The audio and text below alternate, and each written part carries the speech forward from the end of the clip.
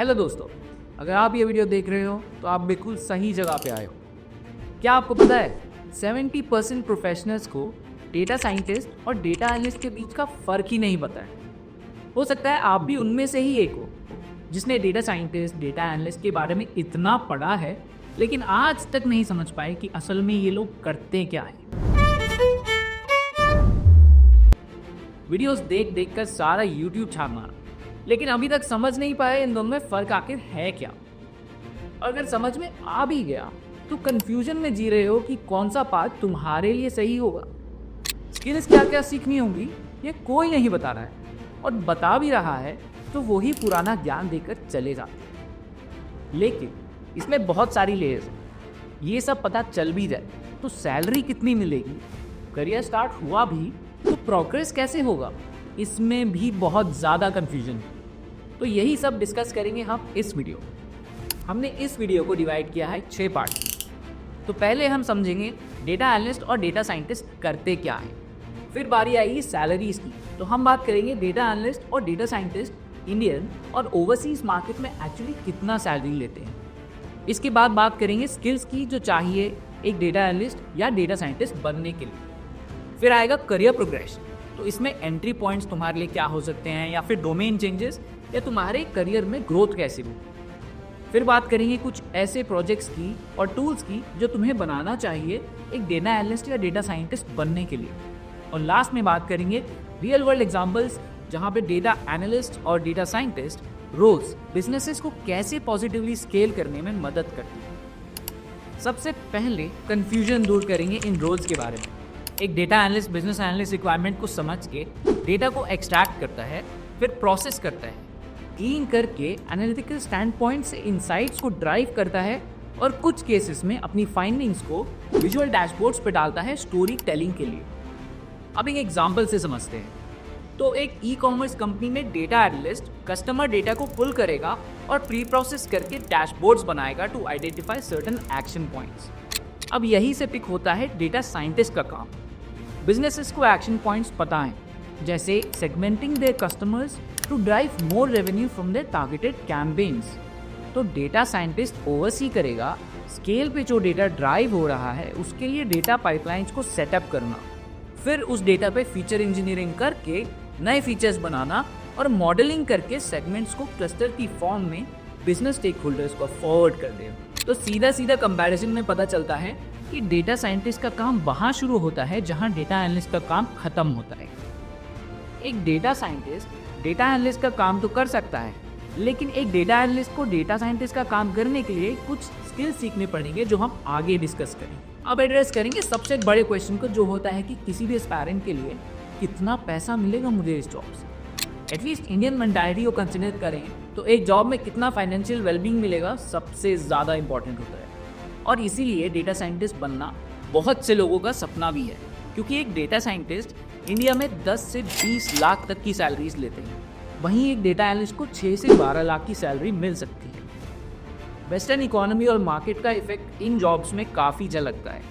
In the United states data scientists can make up to $100,000 while a data analyst will make somewhere around $60,000 to $80,000 और कुछ salaries में company ESOPs भी देते हैं, जिससे compensation 30 या 40 या 50 लाख भी होता है डेटा साइंटिस्ट, और even data analyst can also get up to 30 to 40 lakhs in some cases. लेकिन ये डिसाइड होता है स्किल्स से, जो इन प्रोफेशनल्स को 5 लाख वाले डेटा एनालिस्ट से अलग करते हैं। तो सबसे पहले बात करते हैं डेटा एनालिस्ट की। तो एक डेटा एनालिस्ट की स्किल सेट में सबसे पहले आता है विश्व गुरु माइक्रोसॉफ्ट एक्सेल। एक डेटा एनालिस्ट का दाना पानी एक्सेल के बिना चल ही नहीं सकता। और उसके बाद आता है सीक्वल और पाइथन। तो सीक्वल जहां डेटा एक्सट्रैक्शन में काम आता है, वहीं डेटा को प्री प्रोसेस और एनालाइज करके विजुलाइज करने में पाइथन का यूज़ होता है। कुछ केसेस में BI टूल्स भी यूज़ होते हैं, जहाँ पे फाइंडिंग्स को विजुअल डैशबोर्ड्स में प्रेजेंट किया जाता है बिजनेस स्टेक होल्डर्स के साथ, जो इजीली कंज्यूमेबल इंफॉर्मेशन प्रोवाइड करता है बिजनेसेस के लिए। तो एक्सेल, सीक्वल, पाइथन और पावर BI या फिर टैबलो, ये स्किल्स आपको डेटा एनालिस्ट का टैग देती है। लेकिन 5 लाख और 20 लाख वाले डेटा एनालिस्ट में क्या फ़र्क है, हम जानेंगे थोड़ी देर बाद। अब बात करते हैं डेटा साइंटिस्ट की। तो सबसे पहले let's include the 4 skills data analyst has, और उसके बाद आता है स्टैटिस्टिक्स एंड लीनियर अलजेब्रा। जो इन्फ्रेंसेस ड्रॉ करने में काम आता है और एक फंडामेंटल स्टेपिंग स्टोन है for the next skill, that is machine learning. Supervised, unsupervised learning, and sometimes deep learning, and now more advanced neural networks like transformers for natural language generation and understanding. और यही नहीं, एक data scientist को ये सब करना होता है स्केल पर. तो इंक्लूड होता है big data, MLOps, which automatically includes CI/CD, monitoring and versioning tools, and cloud platforms knowledge like Azure and AWS. So these skills and knowledge is what makes a data scientist the hottest career in 2025. तो चले आप समझते हैं आप कहाँ से entry ले सकते हो इन करियर्स में. तो एक डेटा एनालिस्ट के लिए entry level data analyst will be enough for someone who is a fresher, but this is where you can expect a 5 to 6 lakh salary in India with skills like Excel, SQL, Python and Power BI. अब जैसे जैसे career progress होगा, you will work on case studies, create various dashboards, analyse and find action points जो businesses को फायदा करेंगे, जिससे आप सीनियर रोल्स में जंप कर पाएंगे. इसमें सैलरी रेंज होगी 6 to 15 LPA. तो एक फ्रेशर डायरेक्टली उस रेंज में कैसे जाए, ये सबका सवाल है, क्योंकि ज़्यादा पैसा किसे नहीं पसंद. तो किसी ने कहा था hard work beats talent 99 out of 100 times, and you can too by simulating the similar projects and case studies जो तुम्हें ऐसा एक्सपीरियंस बिल्ड करके दे जो शायद 2 साल एंट्री लेवल डेटा एनालिस्ट का काम करने पर आएगा. तो इससे आप भी उन हाई सैलरीज अपॉर्चुनिटीज़ को क्रैक कर सकते. लेकिन रियलिटी ऐसी है कि थोड़ा सा काम तो एंट्री लेवल रोल में आपको करना ही पड़ेगा, लेकिन नेक्स्ट जंप कितना बड़ा होगा वो डिसाइड करेगा आपका प्रोजेक्ट पोर्टफोलियो. तो अब बात करते हैं डेटा साइंटिस्ट की भी. तो एंट्री लेवल डेटा साइंटिस्ट बनने के लिए वो सारे स्किल्स जो हमने डिस्कस किए आने चाहिए. और आज की मार्केट में without experience it becomes a little difficult to even grab entry level roles. तो फ्रेशर्स के लिए प्रोग्रेशन स्टार्ट हो सकता है डेटा एनालिस्ट रोल्स से. Experienced candidates can showcase their business acumen and relevancy of their skills by simulating the similar working experience. Again, for example, if someone works in FMCG in a non-data science role, but knows inside out the price optimization model, it creates a great base for internal job postings and similar roles in the market also.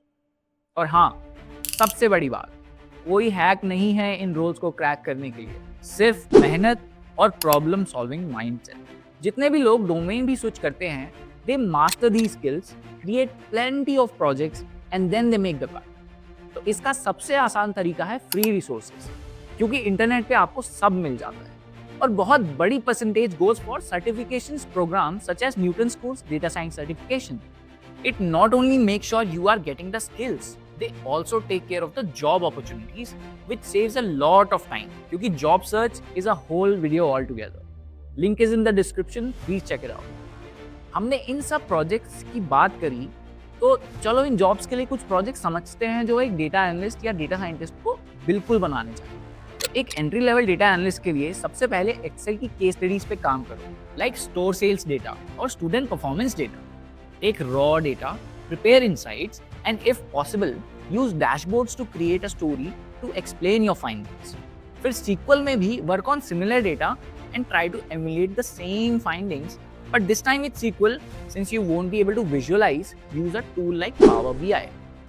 Python के case में भी take the same data or something similar, or if you want something challenging, choose a bigger data set, clean it, analyze it, and visualize your findings.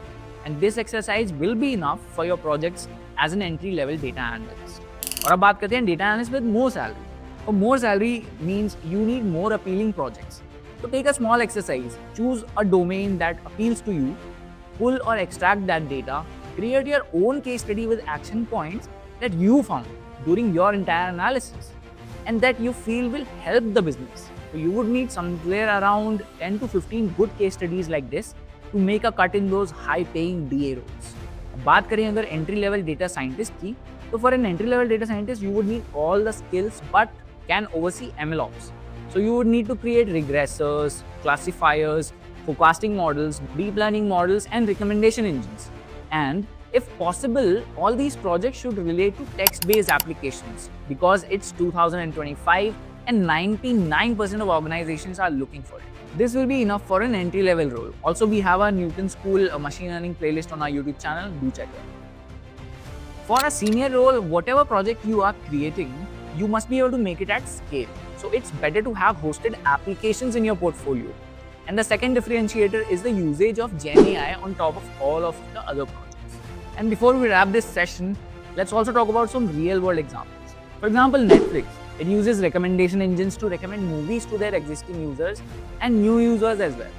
Then we have the quick commerce giants like Blinkit, who have all the recommendations based on the preferences, just like how Netflix recommends movies to the new users. Meta uses the user preferences and based on their activities on their portals, recommend targeted ads using machine learning and AI. ChatGPT is the prime example of how transformer and discovery of GPT models have helped OpenAI become this giant that they have become in 2025. With this, हमारी quest to understand कि ये data scientist और data analyst करते क्या हैं होती है खत्म. अगर अब भी कोई confusion है तो tell us in the comments or find us at newtonschool.co for a quick callback. In the meantime, keep learning and stay curious. Make sure you have enough projects in your kitty when that opportunity comes knocking on your door.